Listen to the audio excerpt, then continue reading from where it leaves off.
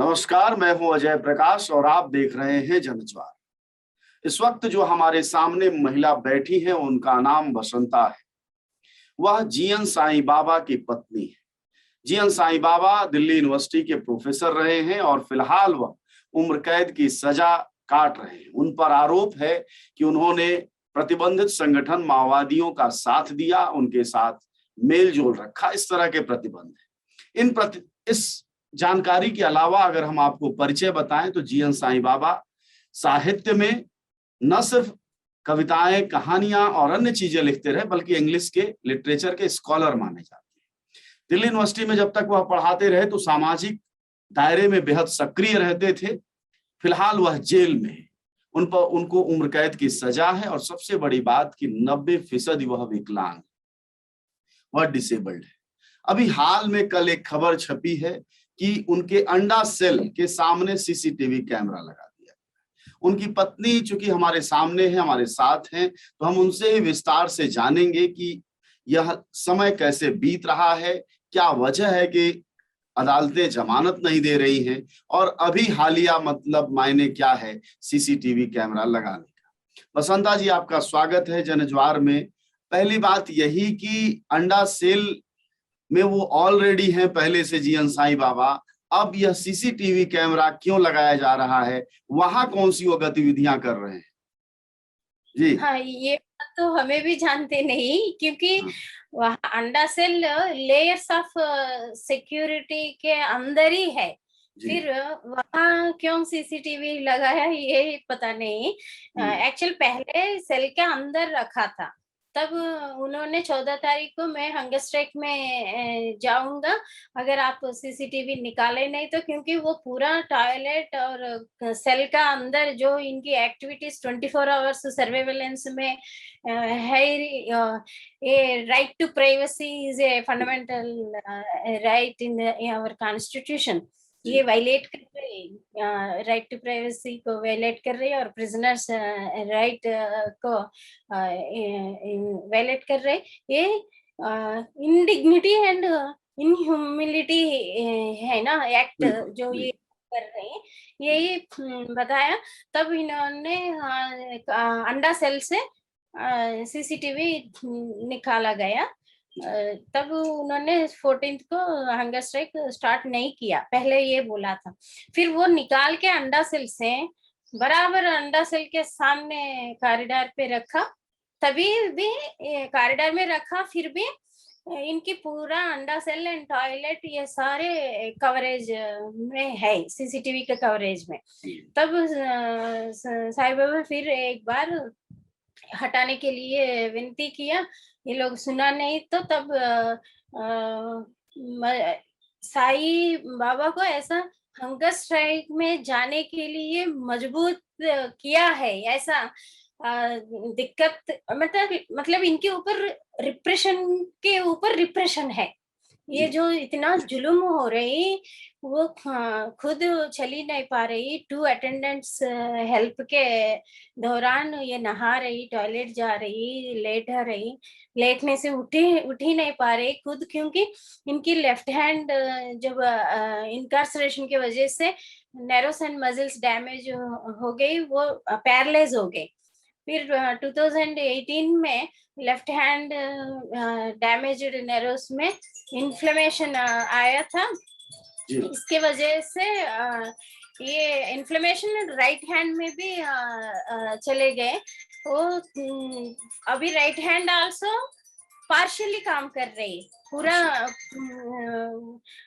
पूरी स्थाई में काम में नहीं कर रही।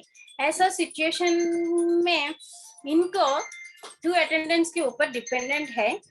इनके ऊपर ये 24 आवर्स 24/7 का सीसीटीवी का नजर किस लिए? ये एक हेरासमेंट है, एक टार्चर है। इसके अलावा कुछ नहीं है। ये लोग और इनको तकलीफ देने के लिए ये कर रहे। तभी साईं बाबा ने हंगर स्ट्राइक में गए थे और कुछ डिमांड से, क्योंकि वहाँ अंडा सेल में बाहर जेल का टेम्परेचर की और अंडा सेल टेम्परेचर की 4 to 5 डिग्रीज डिफरेंस है। अभी यो एक्सट्रीम समर में एक्सट्रीम हीट है, वैसा ही है पोलियो अफेक्टेड बॉडी है इनका। नर्व्स एंड मसल्स वीक है और लेफ्ट हैंड में नर्व्स डैमेज की वजह से 24 आवर्स से शूटिंग पेन रहता है, उसमें वो अनबेरेबल पेन है। इवन पेन किलर्स लेने से भी वो पेन कम नहीं होता है। वैसा हिप जॉइंट्स में पेन है, बैक मतलब बैक पेन भी है इनकी। एक्चुअली वेटेब्रा एक राइट साइड की बेंड हो गई लास्ट में, इसके कारण से भी वो ज्यादा देर व्हील चेयर में बैठ नहीं पा रहे।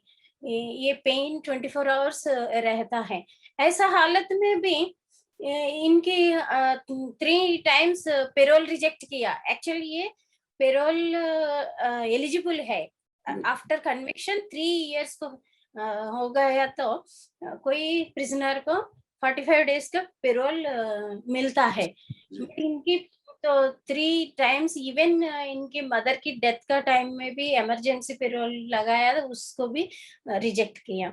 और हालत ऑलरेडी 19 हेल्थ प्रॉब्लम्स हैं, कार्डियक पेशेंट है। बसंता जी, और मैं आपसे सवाल करूं उससे पहले मैं बता दूं कि बसंता जी आंध्र प्रदेश की रहने वाली है, उनकी हिंदी इतनी अच्छी नहीं, लेकिन जो वह कह रही हैं आप लोग समझ पा रहे होंगे कि उनके पति कितनी तरह के मल्टी बीमारियों से, कई तरह की बीमारियों से ग्रसित हैं, जिनमें कि पहले से विकलांग हैं और उनको चलना तो मुश्किल है ही, व्हील चेयर तक पर नहीं बैठ पा रहे हैं, तरह तरह के दर्द हैं, बावजूद जो है वह पेरोल पर नहीं छोड़ा जा रहा है।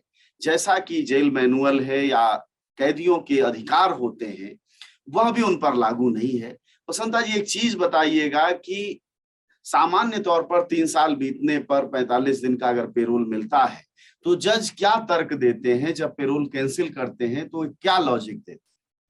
नहीं, एक्चुअली पेरोल का तो कोर्ट से नहीं होता है, पेरोल सुपरिटेंडेंट जेल का अथॉरिटी के अंदर ही है जी। वो प्रिजनर खुद जेल सुपरिटेंडेंट को अप्लाई करना है और डीआईजी प्रिजन्स को पेरोल के बारे में लिखना है। ये वो लिखा। फिर हम भी actually family members, as a family members, मैं और मेरा ब्रदर इन लॉ भी हमें पेरोल के लिए डीआईजी को भी चिट्ठी लिखा। और ये इनकी हालत बहुत खराब हो गई। विंटर में भी बहुत एक्सट्रीम कोल्ड।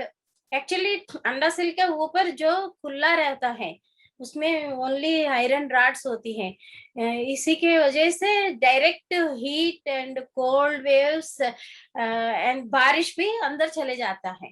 अगर तेज बारिश आ गया तो ये पूरा भीग जाते हैं, कोई भी एक कोने भी नहीं मिलता है पानी से भरा हुआ, ऐसा पूरा पानी अंदर चले जाते हैं कमरे में। ऐसा हालत में इनकी तबीयत और बिगड़ रही, इसलिए एक्चुअल इनको तो ट्रीटमेंट नहीं दे रही, मेन बार बार बेहोश होके गिर रही। ऑलरेडी 19 हेल्थ प्रॉब्लम्स हैं, कार्डियक पेशेंट है, ब्रेन में सिस्ट है, गॉल ब्लैडर में स्टोन्स है, किडनी में स्टोन्स है, मेनली ये नर्वस लेफ्ट हैंड में नर्वस डैमेज की वजह से दोनों हाथ भी काम नहीं कर रही। ये खुद स्पून से खाना लेके खाने में भी राइट हैंड काम नहीं कर रही, इतना हरकत हो गई। वो लेटर्स लिखते हैं, लेटर्स में भी बड़ी मुश्किल है क्योंकि एक पेज लिखने में इनको 4 दिन से ज्यादा लग रही, क्योंकि वो बैठ ही नहीं पा रहे और राइट हैंड आल्सो पार्शियल काम कर रहे हैं ना, इसी के वजह से भी। और इसी हालत में हमें 2 टाइम्स मेडिकल ग्राउंड्स में बेल के लिए भी अप्लाई किया और उसको भी रिजेक्ट किया। ये इवन लॉकडाउन में सुप्रीम कोर्ट का निर्देश है, जो जितने लोगों को मिल जाएगा पेरोल और बेल वो देने के लिए, तभी भी इनको पेरोल नहीं दिया, कोई रीजन बताते नहीं, वैसे ही रिजेक्ट है बोलते हैं। जेल्स में, हर जेल में आप देखिए स्थिति कैसे है, एक्चुअल मेन जेल्स का मतलब क्या है, जो कोई प्रिजनर कोई गुनाह किया तो उसमें सोच में और बिहेवियर में बदलाव लाने के लिए, मतलब जे prison is a reforming centre है, बट वैसा इस तरीका कहीं प्रिजन्स है ही नहीं वहाँ। All prisons like a torture cells, जैसे इतनी प्रिजनर्स का ऊपर वहाँ जेल अथॉरिटीज दबाव डाल रही, उनका जुल्म ज्यादा हो रहे। रिसेंटली भी 2 हफ्ते पहले नागपुर सेंट्रल प्रिजन में एक अंडर ट्रायल का डेथ भी हो गए। वो ही इनकी अच्छा टार्चर एंड वसंता जी, जब तक आपके पति जेल में नहीं थे उससे पहले सामाजिक आंदोलनों में खासे सक्रिय रहते थे, तो जाहिर तौर पर एक सपोर्ट सिस्टम होगा, चूंकि सरकार की जांच एजेंसियों ने आरोप लगाया है, फिर आरोप वह साबित हुआ है और उसके बाद जेल। लेकिन सामाजिक दायरे में जिस तरह की उनकी सक्रियता थी, एक शिक्षक होने के नाते साहित्य में भी दखल रखते थे, उस तो जो सामाजिक समर्थन रहा इन चीजों को लेकर, जब सजा हुई उसके बाद के क्या हालात? वो तो सामाजिक तौर पर इनको बहुत सपोर्ट मिल रहे हैं। बहुत लोग एनएचआरसी को भी लेटर्स लिखा, और हम भी Maharashtra chief minister home minister को लेटर्स लिखा, और बाकी सब ये एशियन ह्यूमन राइट्स का फोरम भी सीजीआई को भी लेटर्स लिखा, एनएचआरसी को भी लेटर लिखा, बट एनएचआरसी ने एक टाइम पे टीम को भी भेजा।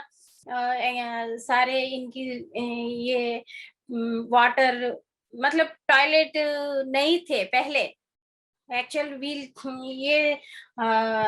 चेयर से कमोड वाला टॉयलेट नहीं है तो मुश्किल है ना। फिर एनएचआरसी में के दौरान पर ही ये टॉयलेट बनाया गया है वहाँ सेल का अंदर। उसमें फिर बाद में पानी नहीं मिलते थे, टॉयलेट यूज ही नहीं कर पाते थे। उसमें भी जब ये एनएचआरसी टीम आ गया तो तभी साई ने खुद उनको ऑफिशियल्स को बताया, तभी पानी भी छोड़ रही, मतलब एक ही टाइम आते होगा, भर के रखना क्या सिस्टम है वैसा। वैसा ही सब यही कह रही, ये पोएट है, एकेडमिशियन है, राइटर है। ये हमको पता चल रही है इनकी नया किताब why do you fear my way so much, ये जेल से मेरे को और फ्रेंड्स को, स्टूडेंट्स को, कुछ लोगों को लिखा गया लेटर्स में। ये पोएम इनकी भावना है, एक कविता जैसे एक्सप्रेस किया है वैसा ये तो सारे लेटर्स में ही लिखा है। हमें लेटर्स में से निकाल के ये सारे कविता इकट्ठा करके ये किताब छापा गया है। इससे भी आपको नजरअंदाज होता है वो कैसे लिखा है, एक एक पोएम में इनकी भावना कैसे है। इतना हार्ड कंडीशंस में भी इनकी स्थिति और होप कभी भी ये हमें रिलीज हो जाएंगे, ये रिलीज के लिए बाहर जनता और सामाजिक कार्यकर्ता के द्वारा ही होना चाहिए, ऐसा यही आशा से ही वो अभी जेल में ये सारे हार्ड कंडीशंस को बेर कर रहे। जी अच्छा, आखिरी बातचीत ये कि आप क्या कहना चाहेंगे देश से, हालांकि आपके पति जीएन साईं बाबा जो कि प्रोफेसर थे दिल्ली यूनिवर्सिटी में अंग्रेजी साहित्य के, उनको माओवादियों से संबंध रखने के आरोप में अपराधी घोषित किया गया, सजा हुई है उम्र कैद की, 2007 का मामला है। ऐसे में आप क्या, एक पत्नी होने के नाते आप क्या कहना चाहती, क्योंकि आपको लेकर जो सरकार और मशीनरी का रवैया है वो तो यही है कि एक अपराधी की बीवी। जी हाँ, एक्चुअली हमको आशा है, क्योंकि हमें तो जो कॉन्स्टिट्यूशन में दिया गया हक है उन्हीं के लिए ही वो लड़ाई किया, वो आदिवासियों का राइट्स जहाँ वायलेट हो रही वही इसी के लिए ही वो आवाज उठाया। बट हम तो कानून को हद पार करके कुछ नहीं किया, कानून में जो है इसी के दौरान पे ही जा रहे हैं। अभी भी वही हमें एक्सपेक्टेशंस है, क्योंकि वो निर्दोष है, वो कोई ऐसा गलत काम ही नहीं किया, कोई वायलेंट एक्टिविटीज में है भी नहीं। ये जो विचारधारा होना ये कोई गुनाह नहीं है, सुप्रीम कोर्ट का कहना भी वही है। बहुत सारे केसेस में इन्होंने जजमेंट्स भी दिया है। ये मेनली स्टेट अभी जो फासिस्ट स्टेट इसका इनका केस को एक टेस्ट केस जैसे, मतलब ऐसा 90% डिजेबल्ड पर्सन को भी हमें इतनी हरकत में रखे तो रेप अच्छा सा खासा आदमी के साथ भी और कितना कर सकते हैं, ऐसा दिखाने के लिए। क्योंकि गवर्नमेंट जो एंटी पीपुल राइट्स అంటే రైట్స్ హ్యూమన్ రైट्स वायलेशन स्टेट ही कर रहे हैं ना, एंटी पीपल पॉलिसीज लेके आ रहे हैं, इसके खिलाफ कोई आवाज उठाएंगे तो इनको ऐसा दबाव डालेंगे, ऐसा दिखाने के लिए एक टेस्ट केस जैसे साईं बाबा का ऊपर इतनी धमन हो रही है। हाँ, तो ये कोई नो एविडेंस नो क्राइम इस केस में इनकी इतनी ट्रायल कोर्ट में हमारा डिफेंस आर्ग्यूमेंट्स कैरी नहीं किया। ये उम्र कैद का सजा दिया था, ये बहुत गलत जजमेंट है, इसलिए हमें इसको नागपुर हाई कोर्ट में चैलेंज किया सस्पेंशन ऑफ सेंटेंस के लिए। वो अभी हियरिंग में आने वाला है नेक्स्ट मंथ, तभी हमें आशा रखते हैं ये केस से छूट जाएगा, तभी हम सबका बीच में आएंगे, ये आशा करते हैं। शुक्रिया आपका बातचीत के लिए। हमारे साथ बातचीत कर रही थी बसंता, वह जीएन साईं बाबा की पत्नी है। जैसा कि आप जानते हैं वह जेल में उम्र कैद की सजा नागपुर जेल में झेल रहे हैं, अंडा सेल में बंद है, 90% विकलांग है।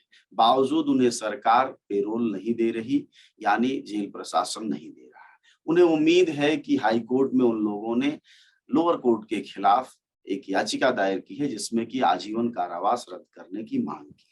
वह उम्मीद करती हैं कि हो सकता है उनके पति छूट जाए। हालांकि सरकार और मशीनरी की निगाह में जीएन साईं बाबा एक अपराधी माने जा रहे हैं और उन्हें सजायाफ्ता किया गया है। पर सवाल ये है कि अपराधियों के लिए भी, जैसा कि बसंता ने शुरू में ही कहा, कि जेल हमेशा सुधार की जगह होती है, लेकिन ऐसी कोई चीज दिखाई नहीं दे रही है।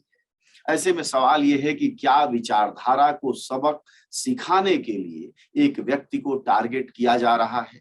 क्योंकि सुप्रीम कोर्ट को क्यों कहना पड़ा कि विचारधाराओं, असहमतियों को देशद्रोह नहीं कहा जा सकता?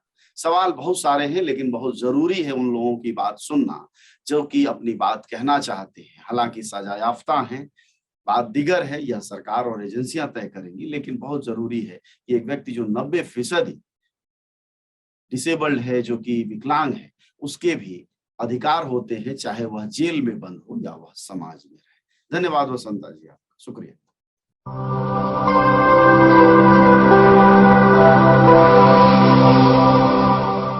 जन ज्वार जनता की